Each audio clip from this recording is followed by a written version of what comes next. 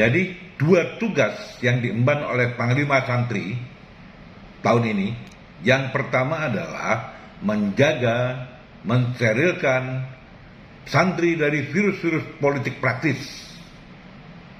Yang kedua, mendorong dan membangkitkan semangat untuk para santri lebih giat belajar, dan belajar.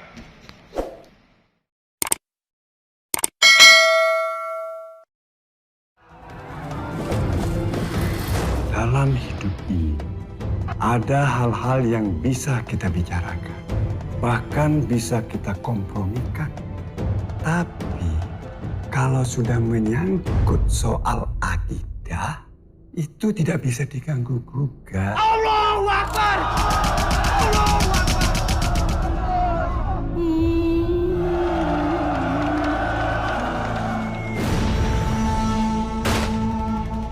Bung Karno menitipkan pesan kepada Kiai. Apakah hukumnya membela tanah air, bukan membela Allah? Hukum membela negara dan melawan penjajah adalah fardu ain. Resolusi jihad sebagai inspirasi gerakan melawan penjajah dan mempertahankan kemerdekaan, apakah hari ini masih relevan? Iya, masih. Hanya saja musuh yang dihadapi sudah berbeda, tapi masih kontekstual. Apa itu? Kebodohan, radikalisme, demoralisasi, kemiskinan, dan sebagainya. Nah, resolusi jihad ini kita angkat dan kita bangkitkan kembali sebagai inspirasi untuk melawan musuh-musuh yang baru ini.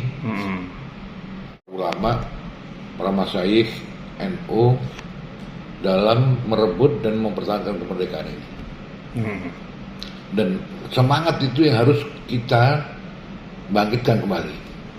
Kita injus kepada generasi muda ini, generasi milenial dan generasi Gen Z.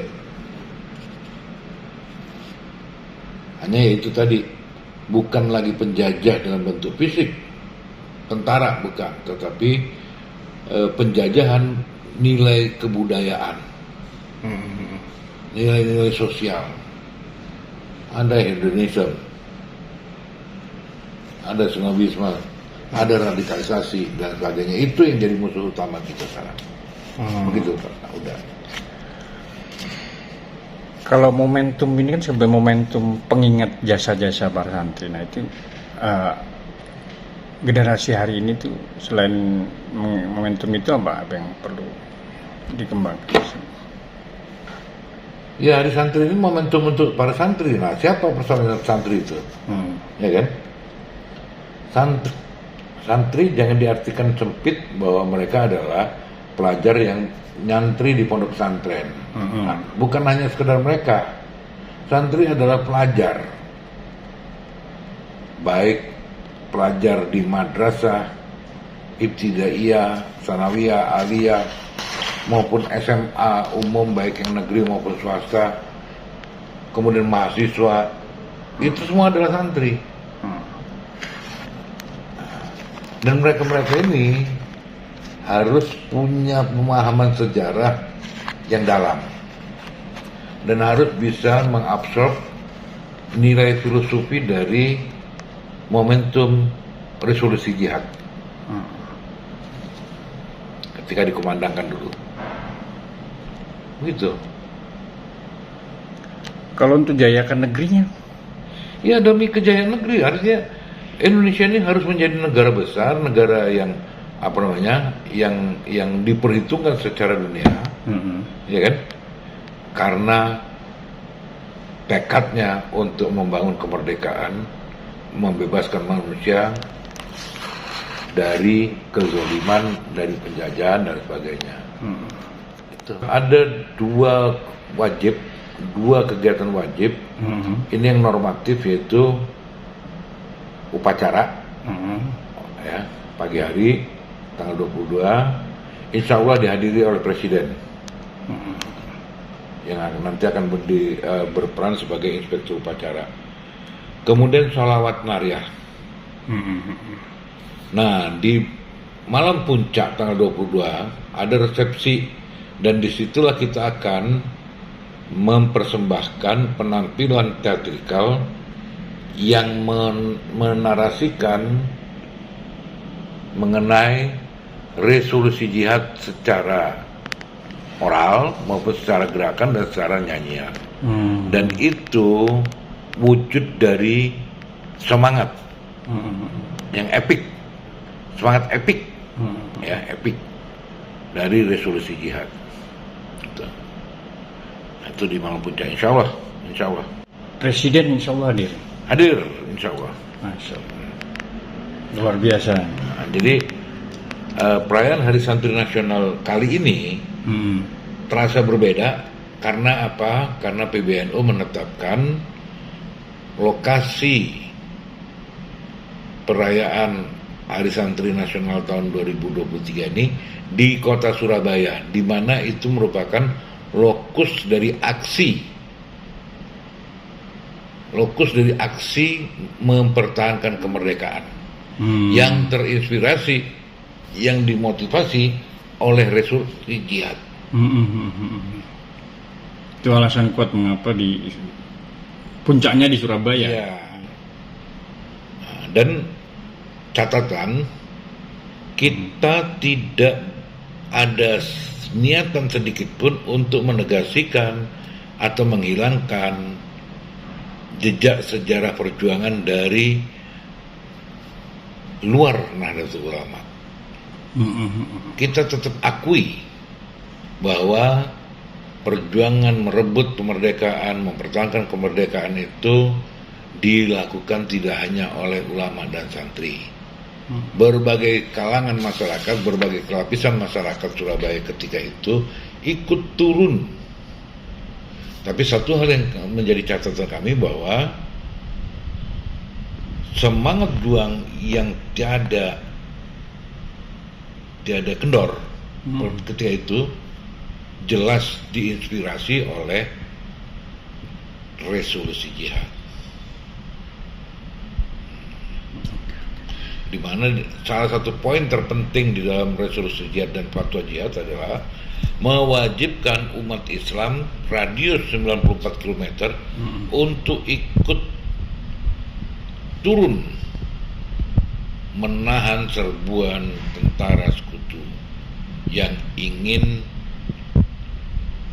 mengambil kembali kemerdekaan dari tangan kita. Banyak kebijakan pemerintah yang tidak pro dengan pesantren. Misalnya kayak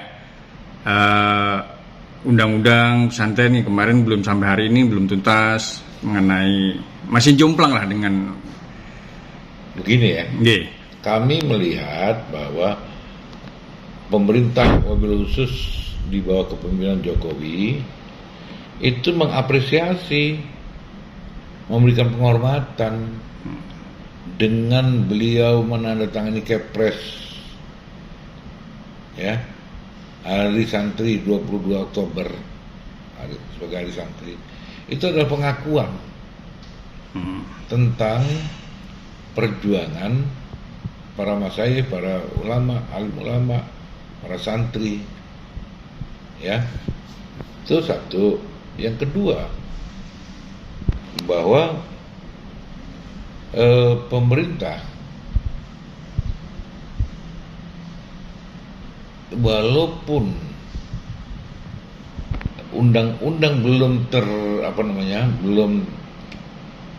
terwujud atau bukan belum terwujud, undang-undang mengenai pesantren itu belum sepenuhnya terimplementasi, tetapi kita tahu bahwa banyak program-program pemerintah yang bisa menjadi penguatan untuk dunia pesantren, termasuk juga yang gagasan rusun awal itu disalurkan sebagai pondokan-pondokan di pesantren, ya kan?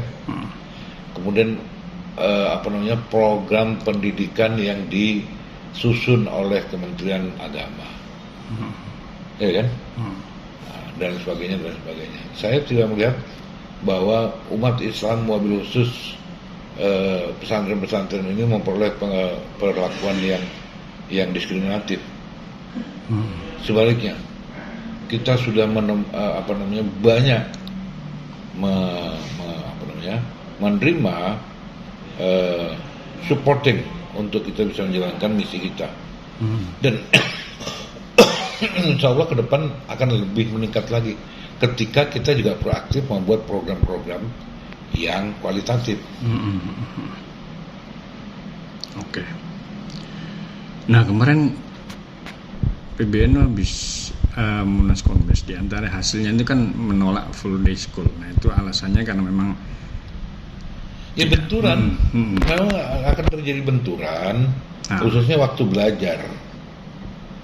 Karena kan kita tahu banyak anak-anak kita itu yang sekolahnya double, pagi di umum, sorenya di madrasah, ya kan? Nah, kalau yang umum ini memberlakukan full day school, kapan mereka akan masuk belajar di madrasah? Ya kan? Nah,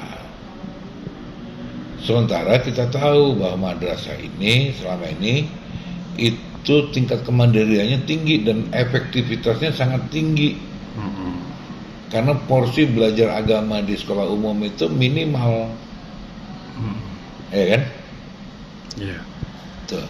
Kemudian kedua, keberadaan tumbuh besarnya madrasah yang banyak masuk siang itu lebih dikarenakan swadaya masyarakat. Ya kan? Nah, ini pemerintah harus apresiasi dong. Kalau full day school diterapkan, terus nggak ada lagi murid yang ikut di madrasah, berapa banyak kemudaratannya? Ya kan?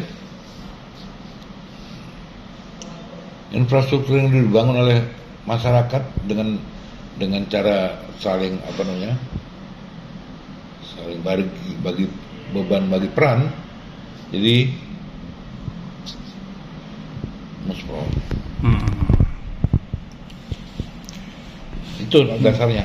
Nah, soal usulan adanya dirjen pesantren itu gimana, Pak? Kan ada usulan juga itu. Ya, lihat inilah kebutuhannya saja. Saya nggak punya kompetensi, nggak punya satu rumusan mengenai perlu tidaknya pesantren diurus oleh eselon 1.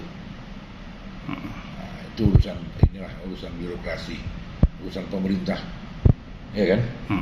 Yang terpenting itu adalah bagaimana pemerintah bisa memberikan support maksimal pada dunia pesantren. Kita tidak ingin lagi diksi santri atau komunitas santri, ini diksi santrinya maupun komunitas santrinya itu menjadi komoditas politik.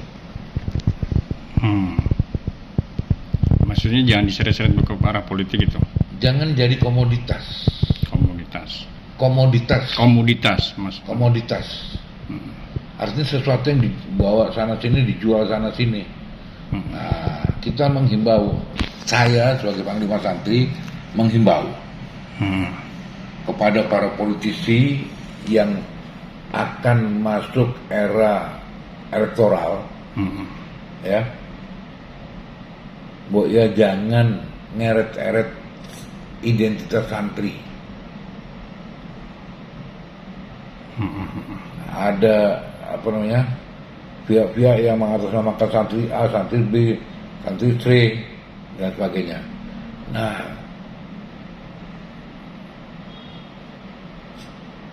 biarkanlah santri menekuni dunianya dalam masa perkembangan kejiwaannya. Ya kan? Tugas pokok santri itu sedang dalam tugas pokok belajar.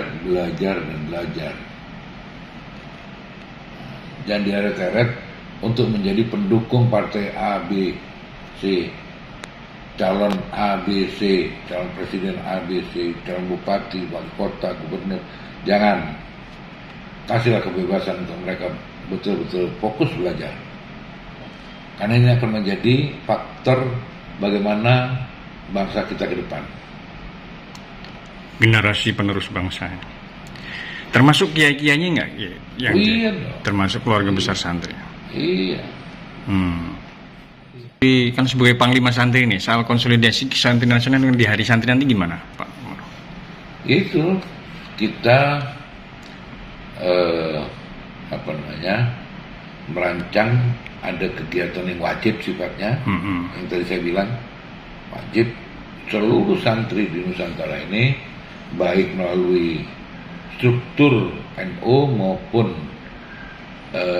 komunitas maupun lembaga pendidikan, masjid dan sebagainya, mereka kita ajak untuk masuk dalam lorong waktu demi mengingat kembali masalah perjuangan para alim, para ulama, para santri terdahulu. Kita akan kumandangkan resolusi jihad seluas-luasnya. Jadi dua tugas yang diemban oleh Panglima Santri tahun ini, yang pertama adalah menjaga, mensterilkan santri dari virus-virus politik praktis.